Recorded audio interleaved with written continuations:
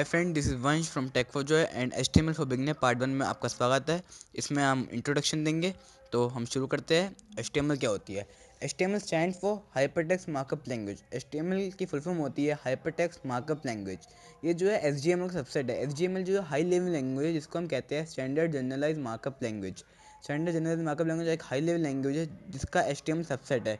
हम इसके बारे में नहीं पढ़ेंगे, हम आगे बढ़ते हैं। HTML जो होती है pre defined markup codes contain करती है, जो किसी वेब पेज का लेआउट या फॉर्मेट डिफाइन करती है। वेब पेज क्या होता है? वेब पेज एक हाइपरटेक्स्ट डॉक्यूमेंट होता है। वो डॉक्यूमेंट जो हाइपरटेक्स्ट कंटेन करता है, हाइपरटेक्स्ट एक तरह का स्पेशल कोड होता है जो कि वेब पेज का फॉर्मेट लेआउट डिफाइन करता है with the help of markup codes जो कि प्री डिफाइंड होते हैं। तो हम आगे बढ़ते हैं। What is web browser and web server? Web browser क्या होता है? क्लाइंट विद एप्लीकेशन होती है। तो क्लाइंट विद एप्लीकेशन क्या होती है कि हम एक तरीके से कि हम क्लाइंट है और हम सर्वर को रिक्वेस्ट भेजते हैं। जैसे कि हम किसी ब्राउज़र के अंदर यहाँ पे जब google.com डालते हैं, तो हमारी जो ISP है, जो हमारा इंटरनेट सर्विस प्रोवाइडर है, वो रिक्वेस्ट भेजता है वेब सर्वर को विद द डिज़ायर्ड इन्फॉर्मेशन कि हम ये डाटा चाहिए, हमें ये डाटा आप आउटपुट करके दो। उधर से जो सर्वर होता है, जो वेब सर्वर होता है, वो हमें वापस रिक्वेस्ट भेजता है विद द डाटा जो कि हमें अपने स्क्रीन पर यहाँ पे google.com लिखा हुआ दिखता है, जो कि हमें अपने स्क्रीन पे यहाँ पे google.com लिखा हुआ दिखता है। और ये जो वेब पेजेस होते हैं, ये HTML की मदद से बने होते हैं। ये अकेले HTML की मदद से नहीं बने होते, इसके अंदर बहुत सारी लैंग्वेजेस होती हैं जो इनको बनाती है। तो एक पर्टिकुलर वेबसाइट बनाने के लिए हमें बहुत सारी लैंग्वेजेस की यूज़ होती है, जिसके अंदर बेसिक लैंग्वेज जो है वो HTML है, जिसकी फुल फॉर्म है हाइपरटेक्स्ट मार्कअप लैंग्वेज। तो हाइपरटेक्स्ट एक तरह का स्पेशल कोड होता है। मार्कअप मतलब कि वो कोड जो कि वेब पेज का फॉर्मेट और लेआउट डिफाइन करते हैं। अब हम आगे बढ़ते हैं कि HTML में दो मेन सेक्शन कौन से होते हैं। HTML के अंदर दो मेन सेक्शन होते हैं, हेड और बॉडी। हेड और बॉडी, सर और शरीर। तो होता क्या है, अब इसका अगला क्वेश्चन जैसे कि ये है कि explain the head and body section in brief. तो मैं आपको अच्छे से बताता हूँ कि ये क्या होते हैं। पहले तो आप ये जान लीजिए, इसके अंदर जो HTML हेड, टाइटल, बॉडी, ये सब जो है स्ट्रक्चरल टैग कहलाते हैं। इन सबको हम क्या कहते हैं? Structural tags. इन सबको हम स्ट्रक्चरल टैग्स कहते हैं। इनको हम स्ट्रक्चरल टैग इसलिए कहते हैं क्योंकि ये वेब पेज का स्ट्रक्चर बनाने में यूज़ होते हैं। इनकी मदद से HTML डॉक्यूमेंट का स्ट्रक्चर पूरा होता है। इन सबकी हमें ज़रूरत पड़ती है HTML डॉक्यूमेंट जब हम बनाते हैं। तो ये जो हेड है, इसके अंदर ये जो टाइटल है, टाइटल क्या करता है? जैसे कि हमने यहाँ डाला first HTML tutorial by tech for joy. जब हम इसको सेव करेंगे .htm या HTML एक्सटेंशन के साथ, और जब हम इसे खोलेंगे तो क्या होगा, इस जगह पर यहाँ पे लिखा हुआ है मोजिला फायरफॉक्स स्टार्ट पेज। यहाँ पे लिखा आएगा जो हमने यहाँ इस टाइटल के अंदर एनक्लोज टेक्स्ट डाला है।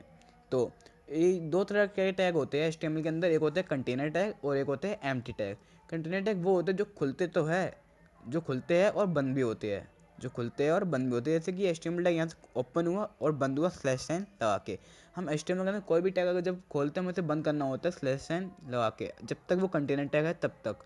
अगर वो एम्प्टी टैग है, एम्प्टी टैग के एग्जांपल जैसे कि ये होते हैं कि एम्प्टी टैग का एग्जांपल है BR का मतलब है कि ये लाइन ब्रेक कर देता है, यानी कि ये एंटर मार देता है। HTML के अंदर अगर हम डाटा यहाँ पे इसके नीचे यहाँ पे अगर हम लिखते हैं, तो ये भी एक स्ट्रेट लाइन में दिखेगा। अगर हमें इसको अलग लाइन में करना है, तो हमें यहाँ पे इसके ऊपर BR टैग लगाना पड़ेगा, ऐसे यहाँ पे। एक मिनट, यहाँ पे हमें BR टैग लगाना पड़ेगा।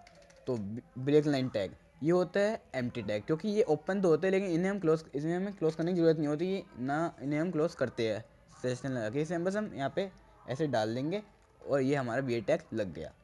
तो ये होता है एम्प्टी टैग्स। तो HTML डॉक्यूमेंट के अंदर जैसे कि आप टैग देख रहे हैं, HTML tag, head tags, title tag, word tag, ये सब होते हैं स्ट्रक्चरल टैग्स।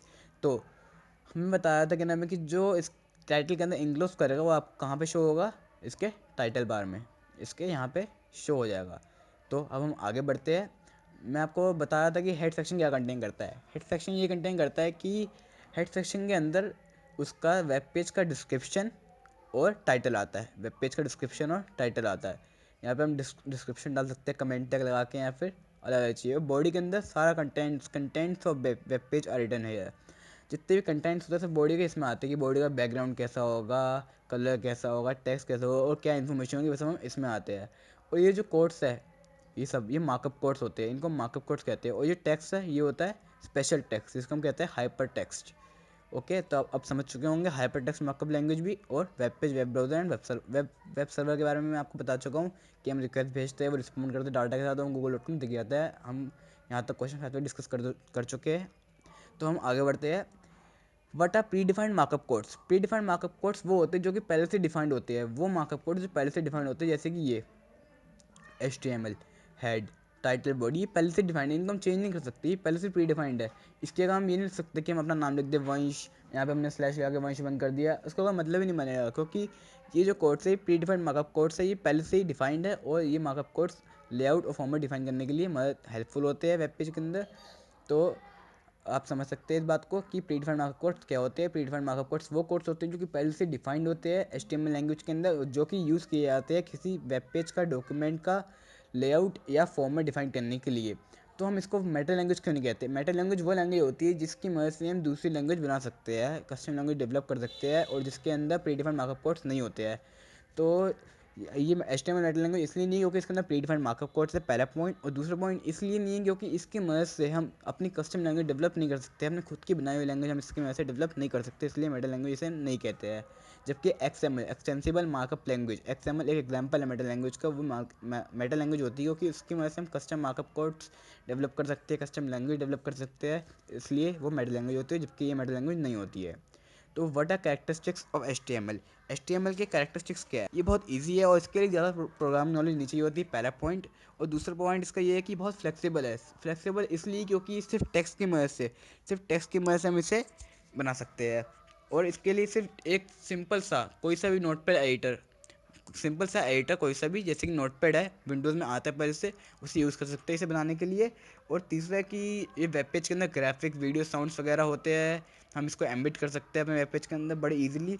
और ये प्लेटफॉर्म इंडिपेंडेंट, इसकी स्पेशल बात क्या है कि ये प्लेटफॉर्म इंडिपेंडेंट है, किसी भी प्लेटफॉर्म पे आराम से रन कर सकती है, चाहे लाइनक्स हो, विंडोज़ हो, एंड्रॉयड हो, कोई सा भी प्लेटफॉर्म हो, इस पर वो आराम से रन कर सकती है। और इसके अंदर लिंक्स डाली जाती है, वेब पेज के अंदर हम लिंक्स डाल सकते हैं, जिसकी मदद से यूज़र आसानी से दूसरे पेज पे आ सकते हैं, यानी कि नेविगेट कर सकता है। तो ये आपके कैरेक्टरिस्टिक्स हो गए। और क्वेश्चन नंबर 9 होता है कि HTML का लार्जेस्ट सेक्शन कौन सा होता है? तो HTML का लार्जेस्ट सेक्शन होता है body section. Body section largest section होता है क्योंकि हेड के अंदर तो सिर्फ हम टाइटल और डॉक्यूमेंट डिस्क्रिप्शन डालते हैं, जबकि बॉडी के अंदर हम कंटेंट्स और वेब डॉक्यूमेंट डालते हैं, सारी इन्फॉर्मेशन, बॉडी कैसी होगी, वेब पेज कैसा होगा, उसके अंदर क्या क्या, कहाँ पे टेबल होगा, या कहाँ पे क्या चीज़ होगी, या फिर कहाँ पे इमेज होगी, सब कुछ बॉडी टैग के अंदर आता है, इसलिए हम इसे लार्जेस्ट सेक्शन कहते हैं। ये तो आप आराम से लिख ही सकते हैं, जैसे कि मैं आपको बता चुका हूँ। अब टैग एट्रीब्यूट क्या होते हैं? टैग एट्रीब्यूट वो होते हैं जो हमारा टैग है उसका डिफ़ॉल्ट बिहेवियर चेंज कर सकते हैं। टैग एट्रीब्यूट की मदद से हम जो हमारे उसका टैग का डिफ़ॉल्ट बिहेवियर चेंज कर सकते हैं। Tag attributes are used to change the default behaviour of tag.